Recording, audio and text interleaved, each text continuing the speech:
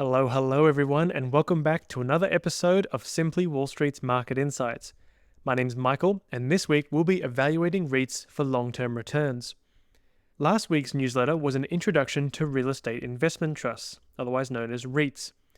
This week, though, we're getting a little more technical and having a look at the qualitative factors that investors can consider when evaluating a REIT. We will also take a look at the approaches typically used to value and compare REITs and what management teams can do to increase yields over time. Before we dive into what happened in markets this week, though, here's our quote of the week from Mark Twain. "Buy land. They're not making it anymore." Now, let's dive in. Here's a quick summary of what's been going on. First up from Axios. Goldman Sachs strategists think the era of hot returns for the S&P 500 is over. What's our take on this news? There's more to investing than the S&P 500 or forecasts. Goldman's portfolio strategy team reckons the S&P 500 index is likely to return around 3% a year over the next decade, compared to 13% a year over the last decade. Interestingly, similar forecasts were made for pretty much the same reasons nearly 10 years ago. The argument was that high valuations almost always led to low returns, which was true. Others argued that there were structural factors that justified the higher valuations, which turned out to be correct. The returns of the last decade have been driven by very different companies than the ones that existed during the previous 100 years. The big tech companies that dominate the index today are far more profitable and well capitalized than the manufacturing, energy, and other companies that made up the bulk of the index in the past. This doesn't mean Goldman's forecast will turn out to be wrong or right. The future is always full of unknowns, but one really stands out right now. What will the effect of AI and automation be on economic growth and corporate profits? Some believe these technologies will tank the economy, while others believe they will lead to 10% global GDP growth. Those two outcomes would lead to very different returns for the S&P 500. The good news is that you don't have to invest in the S&P 500 index. Individual stocks can and do outperform the index, but it helps if you buy them at a price that gives you potential upside. You just need to be patient and wait for the rare opportunities when they arise. Next up from Reuters. Newmont misses profit estimates on rising costs. What's our take on this news? Mining costs have an uncanny ability to keep up with the gold price. Although Newmont missed EPS estimates, the company did report its highest quarterly profit since 2019. That's great, but with the gold price up nearly 90% in that time, shareholders may have been hoping for more. Like many gold miners, Newmont has barely made a profit over the last 10 years, while the share count has doubled. Gold mining gets more expensive each year, and while the price of gold rises and falls, the cost of getting it out of the ground only goes up. Profits increase when the gold price rises, but seems to evaporate as soon as it goes sideways. For investors, owning the metal itself has been a better bet over the last 20 years. Could it be different this time? Possibly. If the gold price keeps rising and/or if the sector re-rates over an extended period of time, this could occur. In case you missed it, we covered gold and gold mining shares back in May, and there's a link to that article in this piece. Next up from Forbes. Arkansas may be sitting on top of enough lithium to power the world's EVs. What's our take on this news? For commodities, the solution to higher prices is often actually higher prices. Let me explain. Researchers estimate that a deposit in southern Arkansas holds 5.1 million to 19 million tons of lithium brine. The study was conducted via a new technique that uses machine learning and geological data to map deposits. The upper end of that estimate would be 9 times the projected lithium demand in 2030. Extracting the lithium might be a challenge though, as the deposit is deep underground. ExxonMobil is already drilling exploratory wells and hopes to begin production in 2027, but is still developing part of the process to separate lithium from the water. Whether the project is feasible will depend on the cost of extraction and the price of lithium. You may remember only a few years ago, a global shortage of lithium was anticipated, leading to a 500% rally in the price. That attracted more investment and exploration, and now new deposits are being announced all over the place. This is often the case with commodities, particularly those that are actually quite plentiful. Gold is a different story, as the low-hanging fruit was picked years ago.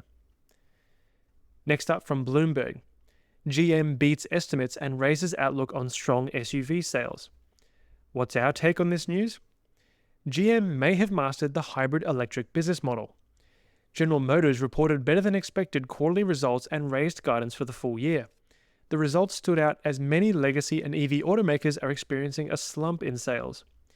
GM's winners were SUVs and pickups, which also kept the average sale price above $49,000. The company is also making gains in the US EV market. Its EV sales were up 60% in the year to September, compared to 11% for the industry. GM's Q3 market share was also the highest it's ever been at 9.3% and second only to Tesla. CEO Mary Barra said GM's EV business is on track to become profitable by the end of the year, and it still plans to phase out internal combustion engine vehicles by 2035. So now GM could be in a unique position. While the EV industry is in a price war and many players aren't profitable, GM's EV business is just about breaking even. On top of that, its gas-guzzling SUVs are providing valuable cash flows. Next up from Reuters. Bank of Canada goes big with 50 basis points rate cut. What's our take on this news? Canadians might breathe a sigh of relief at the further rate reductions, but these latest cuts indicate that economic growth is struggling. The Canadian benchmark rate now sits at 3.75%, down 125 basis points from the high of 5%. The 4 cuts in a row since June have occurred because demand has been muted, sales are sluggish, and consumer sentiment is tepid. Now that September annual inflation came in at 1.6%, the Bank of Canada says its focus has changed from lowering inflation to maintaining its inflation target. Just remember, inflation is another word for currency debasement. Odds are that another cut will occur at the December meeting. The question is just whether it will be 25 basis points or 50 basis points. And lastly, from the Financial Times, investors pile into emerging market funds that cut out China. What's our take on this news? When investors are keen to invest in certain areas and avoid others, money managers are happy to oblige. If an emerging market ETF follows the MSCI index for developing economy stocks, it will be heavily weighted towards China. At the peak of the pandemic, Chinese stocks made up 40% of the index, but now only make up 25%.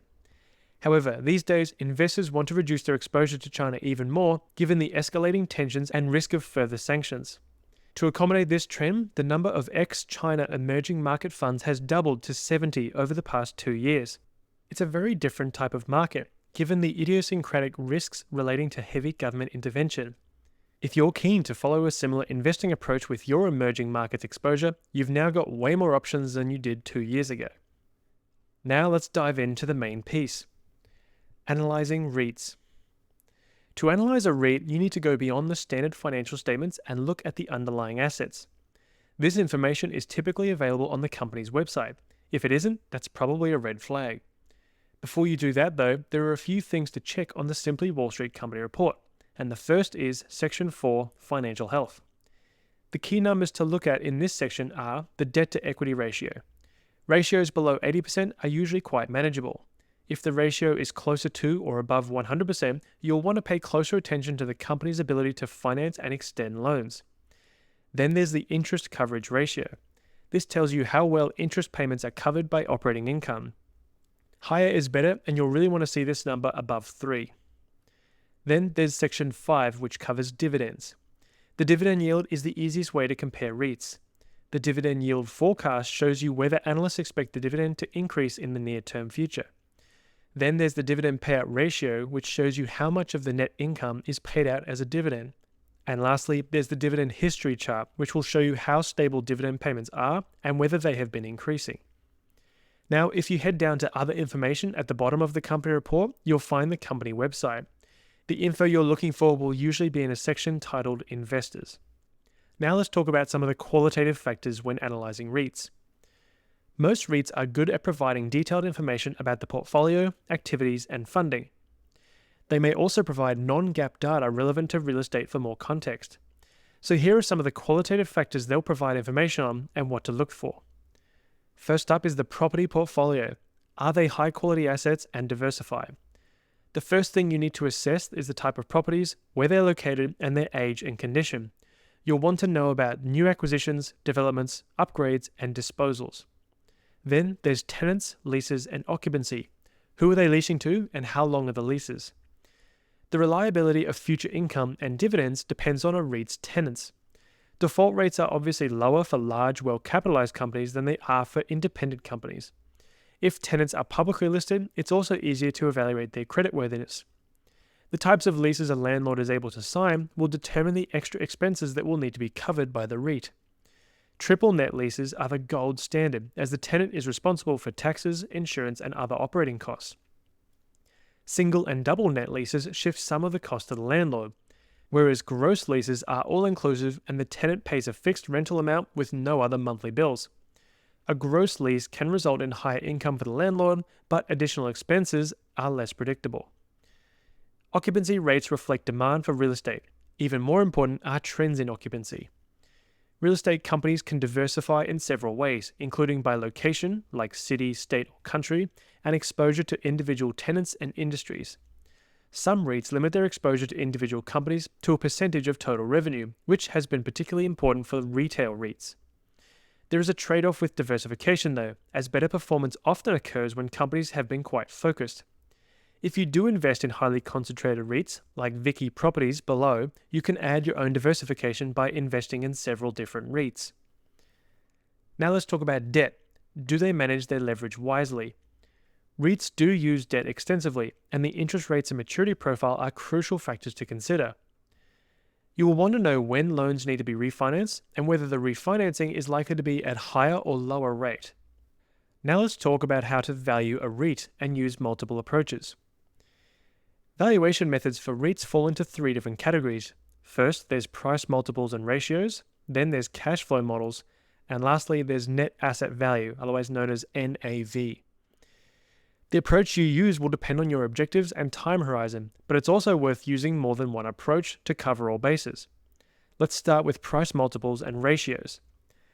Ratios are the easiest to calculate and are useful when comparing REITs. First up, you've got the share price divided by the funds from operations per share, and this is the equivalent to a PE ratio on a non-real estate stock.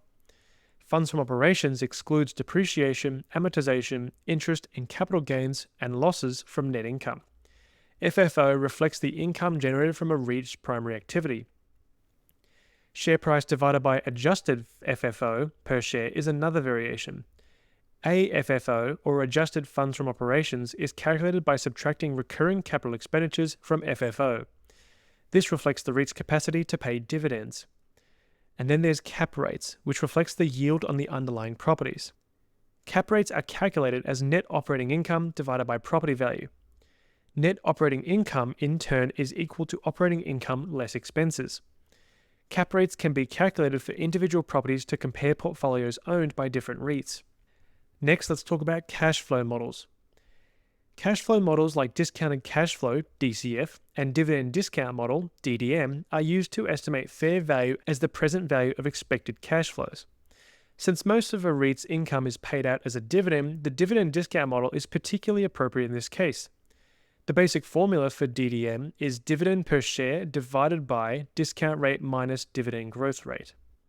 And lastly, let's talk about net asset value, or NAV.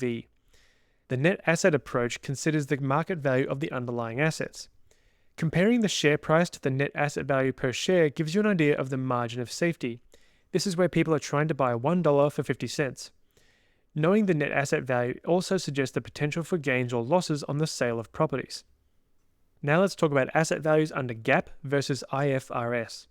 There is an important difference in the way REITs are obligated to value their assets depending on where they are based. The different standards can have significant implications for the way income is reported.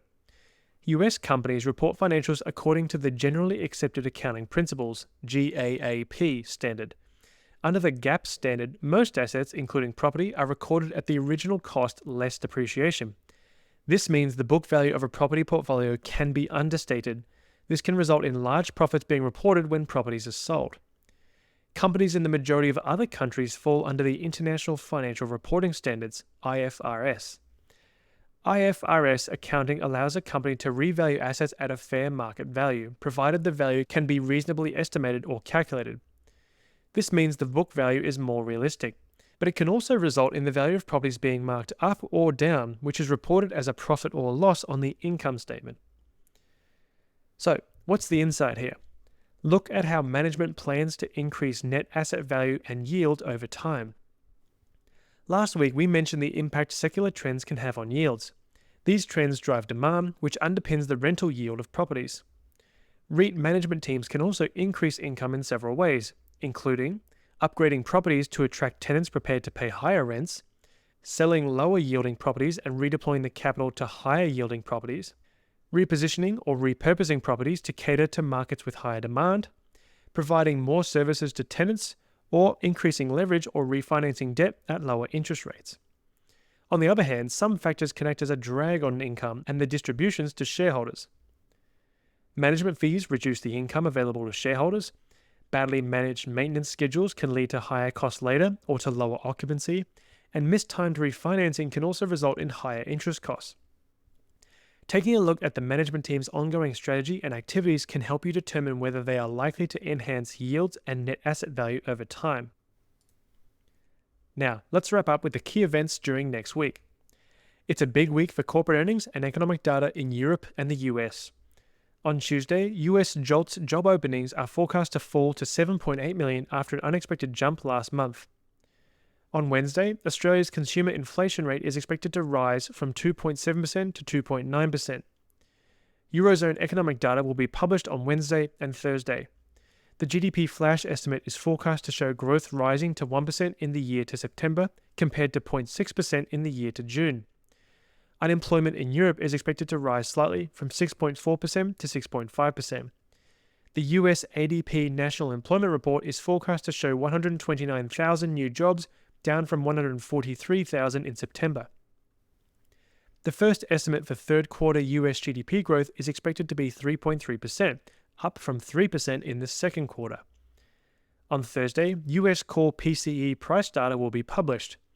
Consensus estimates are for annual inflation to remain at 2.7%, with the month-on-month increase also remaining steady at 0.1%. Personal income and spending data will also be published. Income is forecast to show a 0.2% increase, while spending is expected to be up 0.4%. On Friday, more US employment data will be published. The unemployment rate is forecast to rise from 4.1% to 4.2%. Non-farm payrolls are forecast to fall to 180,000 from 254,000 in September.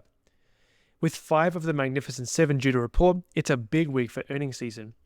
The Nasdaq website has a more comprehensive list, but the large caps reporting include Apple, Microsoft, Alphabet, Amazon, Meta Platforms, Berkshire Hathaway, Eli Lilly, Visa, ExxonMobil, MasterCard, AMD, McDonald's, and Caterpillar.